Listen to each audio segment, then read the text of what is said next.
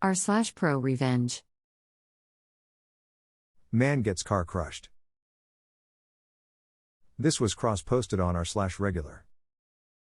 This story happened about 15 years ago. Cast. Op. Me, female, 5'11". Bob friend store manager. Chief my boss. Entitled jerk.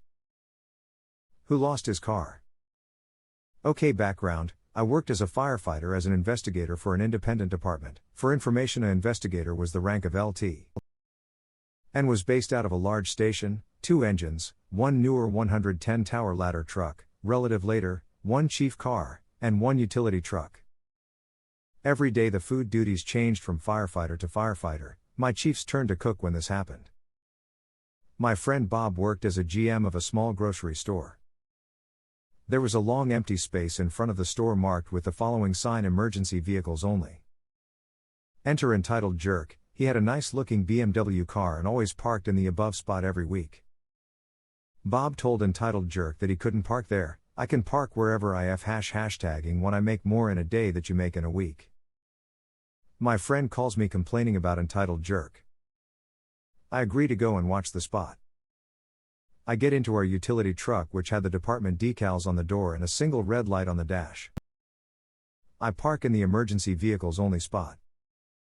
As I am walking and I hear "you can't park there, it's my special spot." I turn and look at entitled jerk. "Excuse me," I ask. "I am on official duties and can park there." I pointed to the decal on the door. Entitled jerk looks and says, "You can't be a firefighter, you're a girl, move your truck and leave C-word."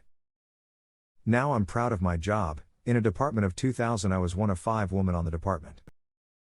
I graduated top in my class. I have a shocked looking expression on my face. I get really pissed off. I walk into my friend's office to get more information about his problem with entitled jerk, as Bob explains the continuous parking violations, and I see a small notice on the fire suppression system, sprinklers, that said the inspection was coming up. I smile as I get an idea. Cue the revenge. I get some information, leave Bob's office and get into the truck heading back to the station. I arrive and head into my chief's office. I tell him of entitled jerk and what he said and does. Chief is a 6 feet 6 inches 320 Samoan. He sees everyone as family. Chief's face gets bright red. I explain my idea and he gets very happy. He rushes out and calls a station meeting. I lay out my idea. We send out the station to do a fire drill/inspection by sending the old truck and 1 engine to the store. My friend will call the station the next time entitled jerk parks in the fire lane. Skip to 2 weeks later. Bob called the station stating that entitled jerk had just parked. As I am thanking him, I hear his fire alarm go off. I rush and change into my investigator uniform with turnout gear, tell Chief, and send the trucks out. I ride in the Quint. We arrive and I see entitled jerk's car right in the emergency vehicle spot. I radio to have 1 engine to pull right in front of entitled jerk's car, and the truck to park right beside the driver's side door.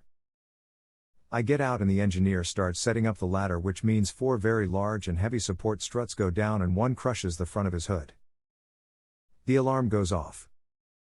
The lineman breaks his windows as he runs the large 5-inch draft line from the pump to the standpipes, the fire access to the sprinkler system, through his front seats. I go in to find Bob hurriedly getting people out as the alarm is going off. Entitled jerk runs out of the store, sees his car and goes ballistic. I radio the PD dispatch and request a few officers to the store as I had a male was impeding a fire operation. The dispatcher says that they will send a few officers. 3 officers show up and I ask them to follow me. They do when I call out, "Hey, leave my firefighters alone." Entitled jerk turns and sees me. He rushes up screaming that I'll pay for damaging his precious baby. His car. I stop him and tell him that if he didn't leave that he would be arrested. He gets in my face, "You did this, he'll have your job for this." He then turns, pushing me back. The officers and I rush and tackle entitled jerk to the ground. After they cuff him, I calmly inform EB that he was under arrest for assault and interference with a fire investigation and that his car would be towed for parking in a fire lane. I later found out that it was crushed. Entitled jerk got 12 months probation for pushing me and interfering with a fire operation. He also got a fine of $500 for parking. the cost of the tow, and he lost his nice BMW. Moral of this story: don't park where you shouldn't or bad things will happen. This story can be read on any and all YouTube videos. Response to post. Nice. Reminds me of that picture where the car had its windows smashed because it was parked in front of a fire hydrant. I like the video of a fire truck pushing police cars out of the way. https://u2.b/2bqkdjview80.